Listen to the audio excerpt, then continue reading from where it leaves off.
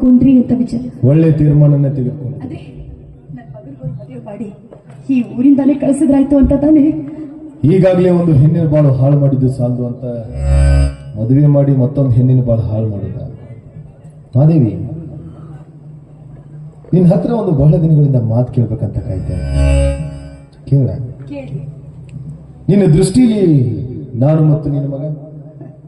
ನನ್ನ ದೃಷ್ಟಿಯಲ್ಲಿ ನೀವು ನನ್ನ ಮಗ, ನನ್ನೆರಡು ಕಣ್ಣುಗಳಿದ್ದಂತೆ. ಒಮ್ಮೊಮ್ಮೆ ಸಮಯ ಸಂದರ್ಭ ಅಂತ ಬಂದ್ರೆ ಒಂದು ಕಣ್ಣು ಕಳ್ಕೊಂಡು ಒಂಟಿ ಕಣ್ಣಲ್ಲಿ ಬದುಕೋ ಪರಿಸ್ಥಿತಿ ಬರುತ್ತೆ. ಆ ಸಮಯ ಸಂದರ್ಭ ಈ ನನ್ನ ಬಾಳಿನಲ್ಲಿ ಯಾವ ಕಾಲಕ್ಕೂ ಬಾರದಿರ್ಲಿ ಅಂತ ಆ ದೇವರ ಹತ್ರ ಕೈ ಮುಗಿದು ಬೇಡ್ಕೊಳ್ತೀನಿ. ನಂಬಿರೋ ದೇವರು ಕೈ ಹತ್ತು ಬಿಡ್ತಾನೆ, ಏನು ಮಾಡೋದಕ್ಕಾಗೋದಿಲ್ಲ. ಮಾದೇವಿ, ನಿನ್ನ ದೃಷ್ಟಿಯಲ್ಲಿ ಗಂಡ ಅಂದ್ರೆ? ನನ್ನ ದೃಷ್ಟಿಯಲ್ಲಿ ಗಂಡ ಅಂದ್ರೆ ನನ್ನ ಪಾಲಿನ ದೇವರು, ನನ್ನ ಆರಾಧ್ಯ ದೈವ. ಪಾಲಿನ ದೇವರು, ಆರಾಧ್ಯ ದೈವ. ದೈವದ ಮಾತನ್ನ ಪಾಲಿಸಬೇಕಾದದ್ದು ಸತಿಯಾದವಳ ಧರ್ಮ, ಅದು ಅವಳ ಆದ್ಯ ಕರ್ತವ್ಯ. ಹಾಗಾದ್ರೆ ನಾನು ಹೇಳೋ ಮಾತನ್ನು ಪಾಲಿಸ್ತೀಯ? ಗಂಡನ ಮಾತನ್ನು ಪಾಲಿಸದೇ ಇರುವಳು ನಿಜವಾದ ಸತಿಯಲ್ಲ, ಅಂಥವಳು ಪತಿ ದ್ರೋಹಿ. ಪಾಲಿಸ್ತೀನಿ ಅಂತ ಮಾತು ಕೊಡು.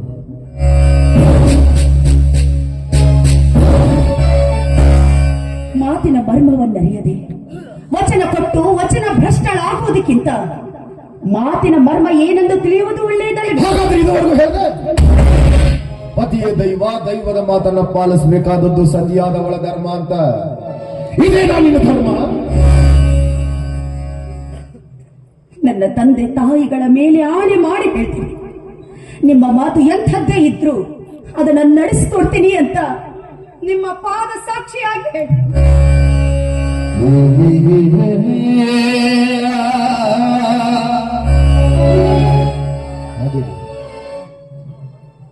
ನಾನು ಕೇಳೋ ಮಾತಿಗೆ ಸತ್ಯ ಹೇಳ್ತೀಯ ತಾನೆ? ಹೇಳಿ. ನಿನಗೆ ಮಗ ಬೇಕು, ಮಾಂಗಲ್ಯ ಬೇಕು?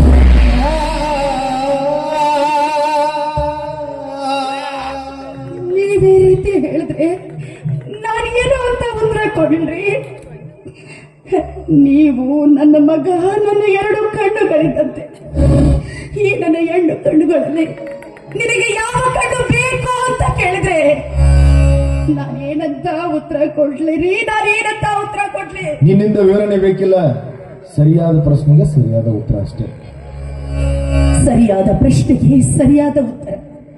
ಸರಿ, ನಾನು ಕೂಡ ನಿಮ್ಮ ಸತಿಯ ಸ್ಥಾನದಲ್ಲಿ ನಿಂತು ನಿಮಗೊಂದು ಮಾತು ಹೇಳ್ತೀನಿ.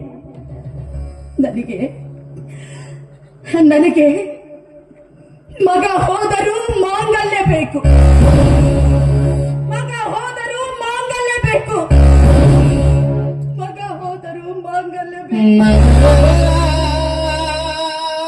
ಮಗ ಹೋದ್ರು ಮಾಂಗಲ್ಯ ಬೇಕು. ಶಬಾಷ್. ಹಾಗಾದ್ರೆ ದಿನಾಲು ನಿನ್ನ ಮಗನಿಗೆ ಪ್ರೀತಿನ ಬೆರೆಸಿ ಬೆರೆಸಿ ಹಾಲು ಕುಡಿಸ್ತಿದ್ದೆ ಅಲ್ವಾ? ಈ ದಿವಸ ಇದನ್ನ ಬೆರೆಸಿ ಹಾಲು ಕುಡಿಸು. ಏನಿದು? ಕಾರ್ಕೋಟಕ ವಿಷ.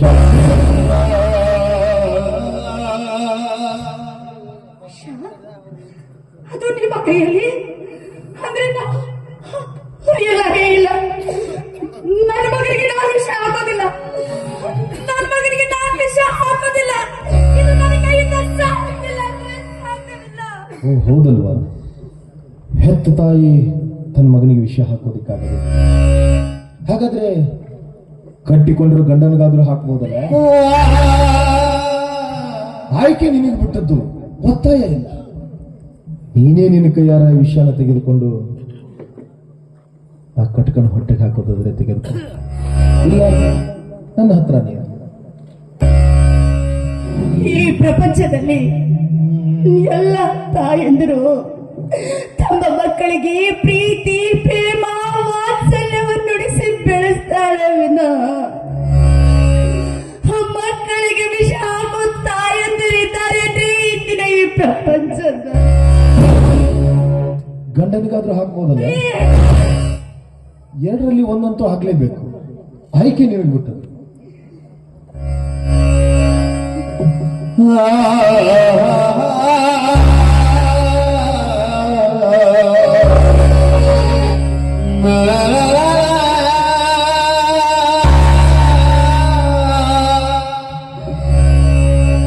ಮಾದೇವಿ, ಮಾತು ಕೊಟ್ಟಿದೀಯ, ತಪ್ಪಬಾರ್ದು.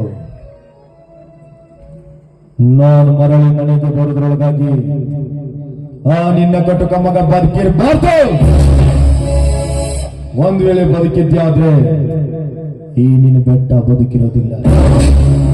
ಮಗನ ಮೇಲೆ ಮಮಕಾರ ಹೆಚ್ಚಾಗಿ ಮಗನಿಗೆ ಹಾಕಬೇಕಾದ ವಿಷಾನ ಅವನಿಗೆ ಹಾಕದೆ ನೀನೇನಾದ್ರೂ ಸ್ವೀಕಾರ ಮಾಡಿದ್ಯಾದ್ರೆ ಈ ನಿನ್ನ ಬೆಟ್ಟನ ಮೇಲೆ ಆನೆ ಆಗಿದೆ.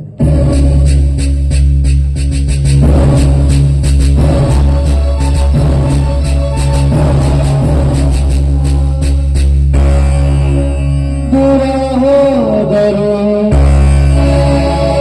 ಎಲ್ಲೇ ಇದ್ದರು ನೀನೇ ಮರೆತರು ತಾಯಿ ಮರೆಯಲ್ಲ, ತಾಯಿನೇ ಎಲ್ಲ ಬದಲಾಗೋದಿಲ್ಲ. ಉರುಳಿ ಕಳೆದೋದರು ಬರಹ ಬದಲಾದರು.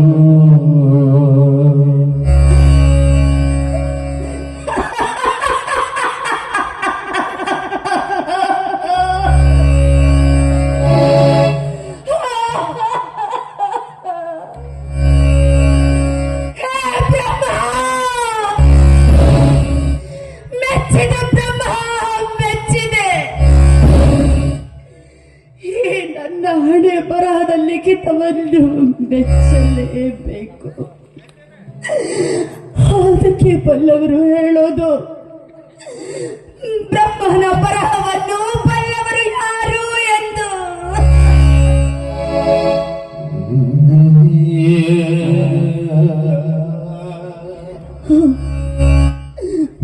ಮಗುವೆಂಬ ಹಸಿ ಮಾಂಸದ ಮುದ್ದೆಯನ್ನ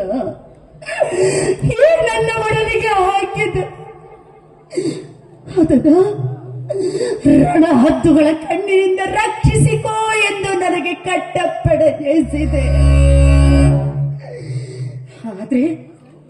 ಆದ್ರೆ ಹಿಂದೆ ನನ್ನನ್ನೇ ಹಸಿದ ಹುಲಿಯನ್ನಾಗಿಸಿ ಆ ಮಾಂಸವನ್ನು ತಿನ್ನಲು ಹೇಳಿದೆ. ನನಗೆ ಗೊತ್ತು, ನನಗೆ ಚೆನ್ನಾಗಿ ಗೊತ್ತು. ಆ ಮಾಂಸ ತಿಂದರೆ ತಿನ್ನಲು ಬಲು ವಿಷ ಎನ್ನುವುದು ನನಗೆ ಗೊತ್ತು. ಆದ್ರೆ ತಿನ್ನದೆ ಹೋದರೆ ನಿನಗೆ ನರಕಕ್ಕೆ ದಾರಿ ಎಂದು ತೋರಿಸಿದೆ.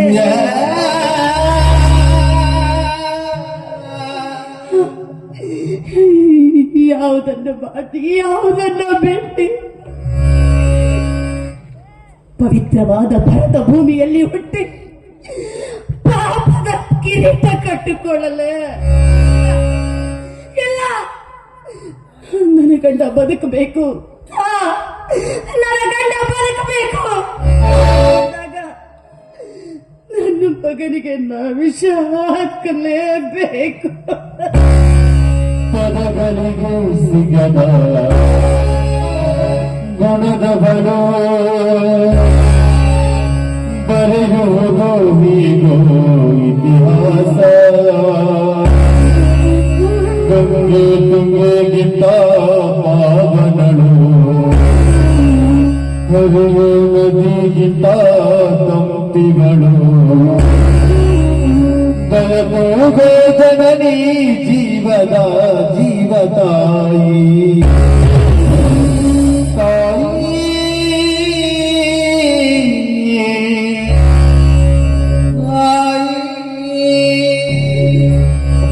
ದೇವ್ರೆ, ಈ ಪ್ರಪಂಚದಲ್ಲಿ ನೀನು ಇರೋದು ಸತ್ಯವೇ ಆದ್ರೆ ಈ ಜಗತ್ತಿನ ಜನ ನಿನ್ನನ್ನು ನಂಬುವುದು ಸತ್ಯವೇ ಆದ್ರೆ ಈ ಹಾಲಿನಲ್ಲಿ ಬೆರೆತ ವಿಷ ನನ್ನ ಮಗನ ಪಾಲಿಗೆ ಅಮೃತವಾಗಬಾರದು. ಜಗದೊಳಗೆ ಮೊದಲು ಜನಿಸಿದಳು ಹುಡುಕಿದರೆ ಮೂಲ ಸಿಗದಯ್ಯ.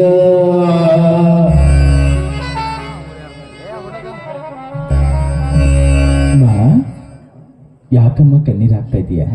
ಯಾಕೂ ಇಲ್ಲಪ್ಪ, ಯಾಕೂ ಇಲ್ಲ. ಈ ಪ್ರಪಂಚದಲ್ಲಿ ಎಲ್ಲ ತಾಯಿಯಂದಿರು ತಮ್ಮ ಮಕ್ಕಳಿಗೆ ಪ್ರೀತಿ ಪ್ರೇಮ ವಾತ್ಸಲ್ಯದಿಂದ ಬೆಳೆಸಿದ್ರೆ, ಇವತ್ತು ನಾನು ನಿನಗೆ ಪ್ರೀತಿಯಿಂದ ಸಕ್ಕರೆ ಬೆರೆಸಿದ ಹಾಲು ಕೊಡ್ತಾ ಇದ್ದೀನಲ್ಲ, ಆ ಸಂತೋಷಕ್ಕಾಗಿ ನಾನು ನಿನ್ನ ಹತ್ರ ಮುಖ್ಯವಾದ ವಿಷಯ ಹೇಳ್ಬೇಕಮ್ಮ. ಆ ವಿಷಯ ಆಮೇಲೆ ಹೇಳಿದ್ರಾಯ್ತು, ಮೊದಲಿಗೆ ಹಾಲು ಕುಡಿ. ನಾನು ಹಾಲು ಕುಡಿದ್ಮೇಲೆ ನಾನು ಹೇಳೋ ವಿಷಯ ಕೇಳ್ತಿಲ್ಲ. ನಾನು ಒಂದು ಹುಡುಗಿನ ಪ್ರೀತಿ ಮಾಡಿದ್ದೆ, ಆದ್ರೆ ಅವಳು ನನ್ನ ಪ್ರೀತಿನ ತಿರಸ್ಕಾರ ಮಾಡಿಬಿಟ್ಲು. ಅವಳು ಮೇಲಿರುವ ವ್ಯಾಮೋಹಕ್ಕೆ ನಾನು ಅವಳನ್ನ ಬಲಾತ್ಕಾರ ಮಾಡಿಬಿಟ್ಟೆ. ಅವಳು ಅವಮಾನ ತಾಳಾರ್ದೆ ಆತ್ಮಹತ್ಯೆ ಮಾಡಿಕೊಂಡು ಸತ್ತೋಗ್ಬಿಟ್ಲು.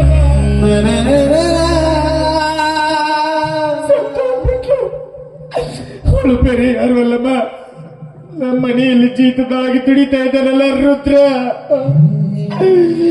ಆ ರುದ್ರನ ಮಗಳು ಅಂಬಿಕಾ.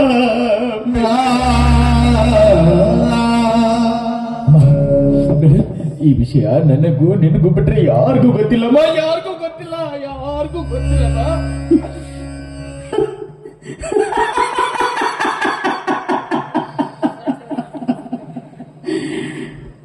ಬೆಕ್ಕು ಕಣ್ಣು ಮುಚ್ಚಿಕೊಂಡು ಹಾಲು ಕುಡಿದ್ರೆ ಪ್ರಪಂಚಕ್ಕೆ ತಿಳಿಯೋದಿಲ್ಲ ಅನ್ಕೊಳ್ಳೋದಂತ. ಆದ್ರೆ ಈ ವಿಷಯ ನಿನಗೆ ಮೊದ್ಲೇ ಗೊತ್ತಿತ್ತೇನಮ್ಮ?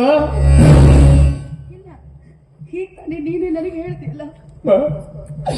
ತಿಳಿದೇ ಇದು ಅಂತ ತಪ್ಪು ಮಾಡಿಬಿಟ್ಟಿದ್ದೀನಿ. ಇನ್ಮುಂದೆ ಈ ಪ್ರಪಂಚದ ಎಲ್ಲ ಹೆಣ್ಮಕ್ಳು ನನ್ನ ಅಕ್ಕ ತಂಗಿ ತಾಯಿ ಅಂತ ಗೌರವದಿಂದ ಕಾಣ್ತೇನೆ. ಮಾಡಿದ ತಪ್ಪಿಗೆ ಸಾಕಷ್ಟು ಪಶ್ಚಾತ್ತಾಪ ಆಗಿದೆ ಅಮ್ಮ. ಇದೊಂದು ತಪ್ಪು ಕ್ಷಮಿಸಿ ಮಗನೇ, ಮಂತೀಶ 100 ವರ್ಷ ಸುಖವಾಗಿ ಬಾಳು ಅಂತ ನನ್ನ ತಲೆ ಕೈ ಇಟ್ಟು ಆಶೀರ್ವಾದ ಮಾಡಿಬಿಡಮ್ಮ.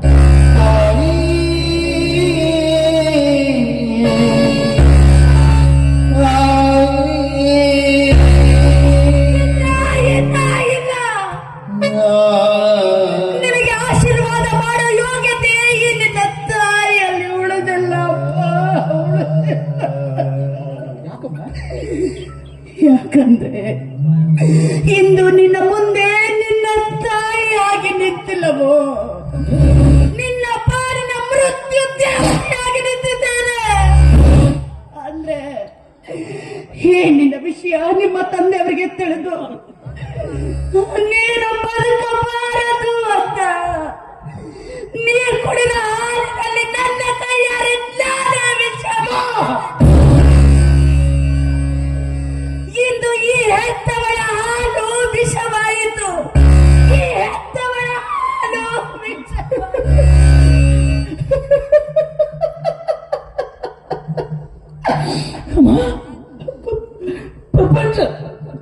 ಪ್ರಪಂಚದ ಯಾವ ತಾಯಿಯಾದ್ರೂ ತನ್ನ ಹೆತ್ತ ಮಗನಿಗೆ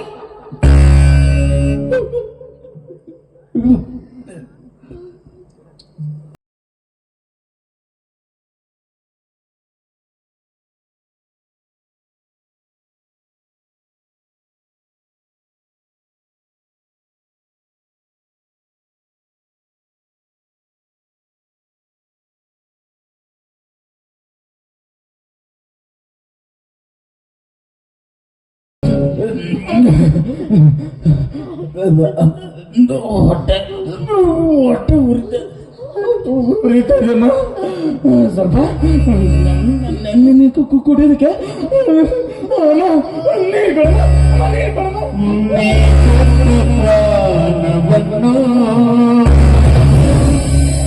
ನಿನಗಾಗಿ ನೀಡುವಾಗ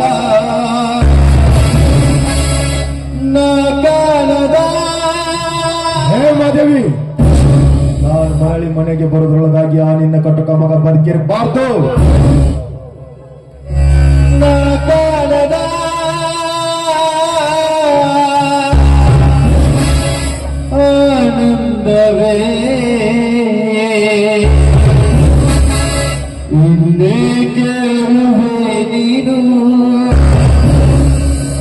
ಅಮ್ಮ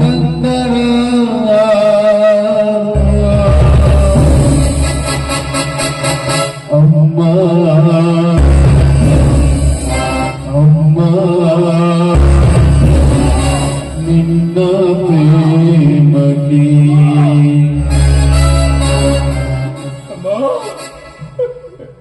ಪಾಪಿಗೆ ಸರಿಯಾದ ಶಿಕ್ಷೆ ಕೊಟ್ಟಿದೆಯಮ್ಮ.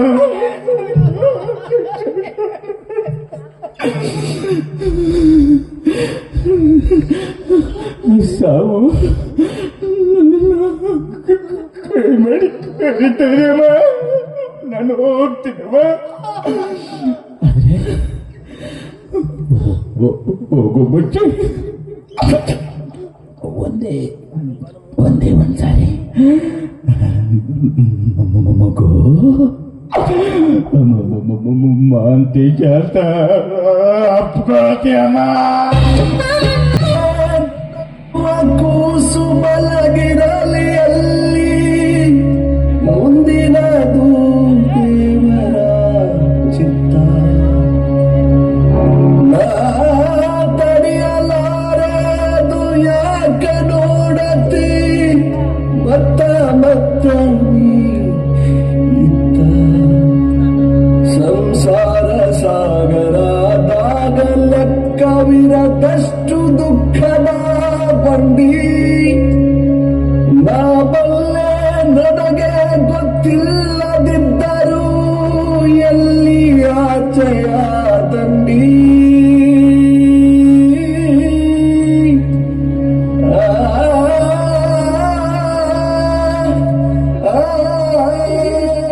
ಈ ಪ್ರಪಂಚದಲ್ಲಿ ಮಕ್ಕಳು ಎಷ್ಟೇ ತಪ್ಪು ಮಾಡಿದ್ರು ಅದನ್ನ ಕ್ಷಮಿಸಿ ತಮ್ಮ ಹೊಟ್ಟೆಯಲ್ಲಿ ಹಾಕಿಕೊಳ್ಳೋ ತಾಯಂದ್ರೆ ಎಷ್ಟಿದ್ದಾರೆ. ಆದ್ರೆ ಇದು ನನ್ನ ಕೈಯಾರೆ ನನ್ನ ಮಗನಿಗೆ ನಾನೇ ವಿಷ ಹಾಕಿ ಕೊಂದು ಬಿಟ್ಟೆ ಅಂದಾಗ ನನ್ನಂತ ಪಾಪಿ ಈ ಭೂಮಿ ಮೇಲೆ ಬದುಕಿರ್ಬೇಕಾ?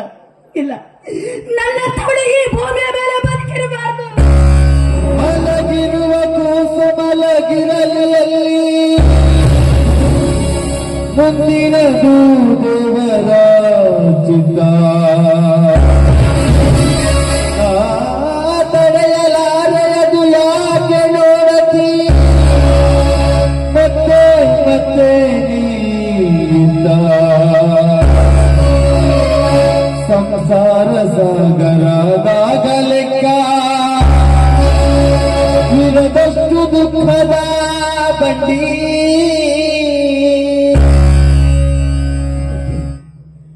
ಅದಕ್ಕೆ ಬಲ್ಲವರು ಒಂದು ಮಾತು ಹೇಳಿರೋದು, ಬದುಕು ಚಟಕ ಬಂಡಿ, ವಿಧಿ ಅದರ ಸಾಹೇಬ, ಮದುವೆಗೋ ಮಸಣಕ್ಕೋ ಕರೆದತ್ತವಯ್ಯೋ ಮಂಕುತಿಮ್ಮ, ಕರೆದತ್ತವಯ್ಯೋ ಮಂಕುತಿಮ್ಮ. ಹಣೆ ಬರಹದ ಲಿಖಿತವನ್ನು ಬರೆಯುವ ಶಕ್ತಿ ಏನಾದರೂ ತಾಯಿಗೆ ಬಿಟ್ಟು ಕೊಟ್ಟಿದ್ರೆ ನನ್ನಂತ ಪಾಪಿ ತಾಯಿ ಈ ಭೂಮಿ ಮೇಲನೆ ಹುಟ್ಟುತ್ತಿರ್ಲಿಲ್ಲ. ನಾ ಬಲ್ಲ ನನಗೆ ಗೊತ್ತಿಲ್ಲದಿದ್ದರು ಆಚೆಯ ದಂಡಿ.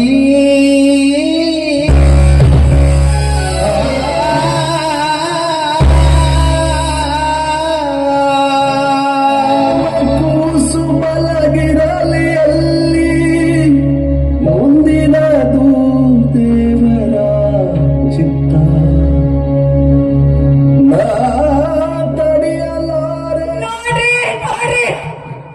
ನಿಮ್ಮ ಮಕ್ಕಳಿಗೆ ಹಾಯಾಗಿ ಮಲಗ್ತಾರೆ ಅಂತ ಕಡ್ ತುಂಬ ನೋಡ್ರಿ. ಈಗ್ಲಾದ್ರೂ ಸಂತೋಷ ಆಯ್ತಲ್ಲ, ಈಗ್ಲಾದ್ರೂ ಸಂತೋಷ ಆಗಿರ್ಬೇಕಲ್ಲ. ಬೆಟ್ಟಪ್ಪನ ಮನೆತನ ನ್ಯಾಯ ನೀತಿ ಧರ್ಮಕ್ಕಾಗಿ ಹೆಸರುವಾದಿಯಾದಂತ ಬೆಟ್ಟಪ್ಪನ ಮನೆತನ ನನ್ನ ಮಗನಿಗೆ ನನ್ನ ಕೈಯಾರೆ ವಿಷ ಹಾಕುವಾಗ ನನಗೆ ಎಷ್ಟು ಸಂಕಟವಾಗಿರಬೇಕು ಅಂತ ಸ್ವಲ್ಪನಾದ್ರೂ ವಿಚಾರ ಮಾಡಿ.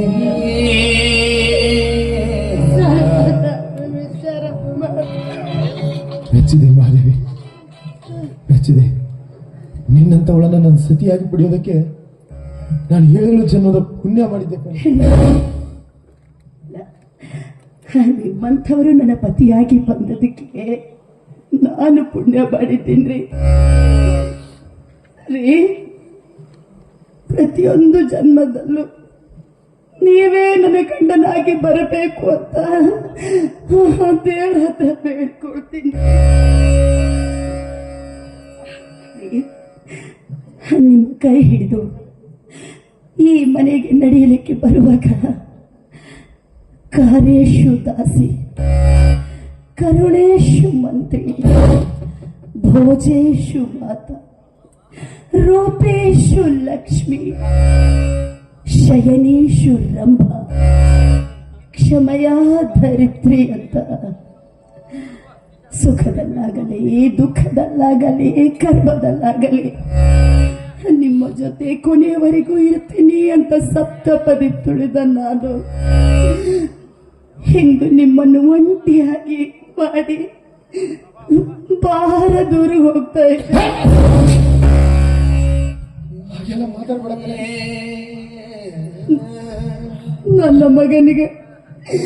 ನನ್ನ ಮಗನಿಗೆ ಕುಡಿಸಿದ ಹಾಲಿನಲ್ಲಿ ನಾನು ಅರ್ಧ ಹಾಲು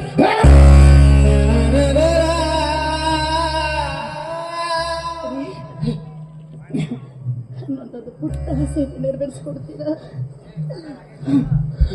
ಈ ನಿಮ್ಮ ಹೆಂಡತಿ ದೀರ್ಘ ಸುಮಂಗಲಿಯಾಗಿ ಹೋಗುವಂತ ನನಗೆ ಆಶೀರ್ವಾದ ಮಾಡಿ ಕಳಿಸಿ.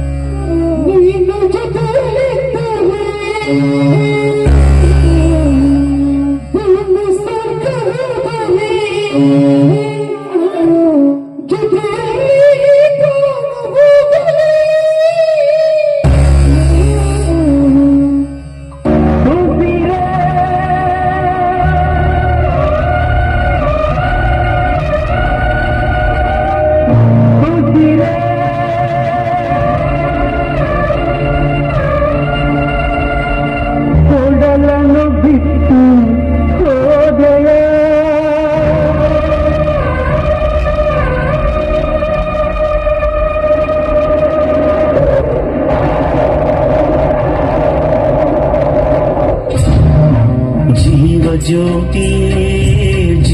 ಜ್ಯೋತಿಯೇ ನನ್ನ ಒಂಟಿಯಾಗಿ ಬಿಟ್ಟು ಹೋದೆ ಯಾವ ನೀತಿಯೇ ಜೀವ ಪ್ರೇಮಗಂಗೆ ನೀಡುವ ಅಂತರಂಗ ತೋಟಕ್ಕೆ ಪಚ್ಚೆ ಹಸಿರು ಕಾಲದ ನನ್ನ ಬಾಳದಾರಿಗೆ ಪ್ರಾಣ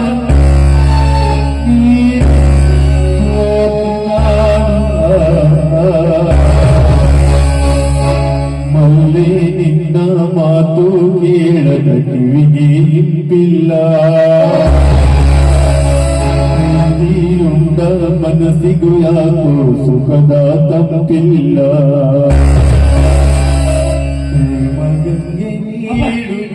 ಏನಾದ್ರಿ ಅಪ್ಪ ಅವರಿಗೆ ಚಿಕ್ಕದನಿಗೆ ಏನಾದ್ರಿ ಅಪ್ಪ ಭಾರುದ್ರ, ನಿನಗೆ ಅವತ್ತು ಹೇಳಿದ್ದೆ ತಾನೆ ತಪ್ಪು ಮಾಡಿರೋನಿಗೆ ಶಿಕ್ಷೆ ಕೊಡ್ತೀನಿ ಅಂತ ಹೇಳಿದ್ದೆ ತಾನೆ. ಆದ್ರೆ ಶಿಕ್ಷೆ ಕೊಡೋ ಬರದಲ್ಲಿ ನಾನೊಂದು ತಪ್ಪು ಮಾಡಿಬಿಟ್ಟೆ ರುದ್ರ. ಯಾಕ್ರಿ ಅಪ್ಪ ಹೀಗೆ ಮಾತಾಡತ್ರಿ? ಏನಾದ್ ಹೇಳ್ರಿ ಅಪ್ಪ. ಶಿಕ್ಷೆ ಕೊಡೋ ಜವಾಬ್ದಾರಿನ ಹೆತ್ತ ಕರುಳಿಗೆ ವಹಿಸಿ ತಪ್ಪು ಮಾಡಿಬಿಟ್ಟೆ ರುದ್ರ. ಅವನಿಗೆ ವಿಷ ಹಾಕಿ ಕೊಲ್ಲು ಅಂತ ಅವಳ ಕೈಯಲ್ಲಿ ಕೊಟ್ರೆ ಅದರಲ್ಲಿ ಅವಳು ಅರ್ಧ ಕುಡಿದು ಬಿಟ್ಟಿದ್ದಾಳೆ ರುದ್ರ.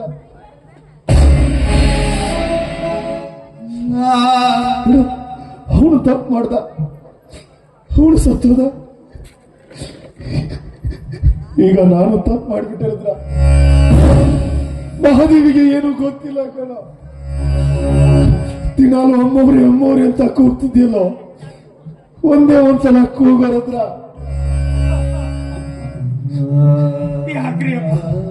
ಯಾಕ್ರಿ ಇಂಥ ನಿರ್ಧಾರ ತಗೊಳಕ್ ಹೋದ್ರಿ? ನಾ ಅವತ್ತು ಹೇಳಿದ್ದೇನ್ರಿ ಅಪ್ಪ, ಯಾವುದೇ ತರ ಕೆಟ್ಟ ನಿರ್ಧಾರ ತಗೋಬೇಡ್ರಿ ಅಂತ. ಅಯ್ಯೋ ದೇವ್ರೆ, ಆ ರಾಕ್ಷಸಿ ಅಂಬಿಕಲ್ಲೆಲ್ಲ ಒಟ್ಟಾಗಿ ಹುಟ್ಟಿ ಬಂಗಾರದ ಜೀವನ. ಇಲ್ಲ ರುದ್ರ, ಇಲ್ಲಿ ಯಾರ ಸಾವಿಗೆ ಯಾರನ್ನು ಹೊಣೆ ಮಾಡೋದಕ್ಕಾಗೋದಿಲ್ಲ. ಮೇಲೊಬ್ಬ ಇದ್ದಾನೆ, ಅವನು ಆಟ ಆಡಿಸ್ತಾನೆ, ನಾವು ಆ ರೀತಿ ಆಡ್ಬೇಕಷ್ಟೇ. ಆದ್ರೆ ಆಟ ಆಡುವಾಗ ಆಟದ ನಿಯಮ ಮೀರಬಾರ್ದು ರುದ್ರ, ಮೀರಬಾರ್ದು. ಅವನು ಮೀರ್ದ, ಅವನು ಸತ್ತೋದ. ಈಗ ನಾನು ಆಟದ ನಿಯಮ ಮೀರಿಬಿಟ್ಟೆ ರುದ್ರ, ಮೀರಿಬಿಟ್ಟೆ. ನೋಡು ರುದ್ರ, ನಿನ್ನಲ್ಲಿ ಕೊನೆಯದಾಗ ಒಂದು ಮಾತು ಕೇಳ್ತೀನಿ, ನಡೆಸ್ಕೊಡ್ತೀಯ ತಾನೆ? ಹೇಳಿಯಪ್ಪ, ಒಂದ್ ಹಾಕಿ 200 ಮಾತು. ಇಲ್ಲ, ಇನ್ ಯಾವತ್ತು ಏನು ಕೇಳೋದಿಲ್ಲ ರುದ್ರ, ಒಂದೇ ಒಂದು ಮಾತು ರುದ್ರ, ನಡೆಸ್ಕೊಡ್ತೀಯ ತಾನೆ? ಹೇಳಿಯಪ್ಪ. ಸುತ್ತ 40 ಹಳ್ಳಿಗೆಲ್ಲ ನ್ಯಾಯ ದೇಗುಲ ಈ ಬೆಟ್ಟಪ್ಪನ ಮನೆತನ. ಇಲ್ಲಿ ನ್ಯಾಯ ಅಂತ ತಲೆಬಾಗಿ ಬಂದವರಿಗೆ ಯಾವತ್ತೂ ಅನ್ಯಾಯ ಆಗಿಲ್ಲ ರುದ್ರ. ಇನ್ನು ಮುಂದೇನು ಆಗಬಾರ್ದು. ಜನ್ಮ ಕೊಟ್ಟಿರೋ ತಂದೆನೇ ಆಗಿರ್ಲಿ, ನಮ್ಮಿಂದ ಜನ್ಮ ಪಡೆದಿರೋ ಮಗನೇ ಆಗಿರ್ಲಿ, ನ್ಯಾಯದ ತಕ್ಕಡಿ ಯಾವತ್ತಿದ್ದರೂ ಸಮನಾಗಿ ತೂಗಬೇಕು ರುದ್ರ. ಇದನ್ನ ನೀಗಿಸ್ಕೊಂಡು ಹೋಗ್ಬೇಕಾದವನು ನೀನು ರುದ್ರ. ಹೋಗ್ತೀಯ ತಾನೆ? ಅದು ನನ್ ರುದ್ರ ಅಂದ್ರೆ. ಹಾಗಪ್ಪ. ಈ ಬೆಟ್ಟಪ್ಪ ನೀಡಿರೋ ತೀರ್ಪು ಸರಿ ಇದೆ ತಾನೆ? ಸರಿ ಐತ್ರಿ.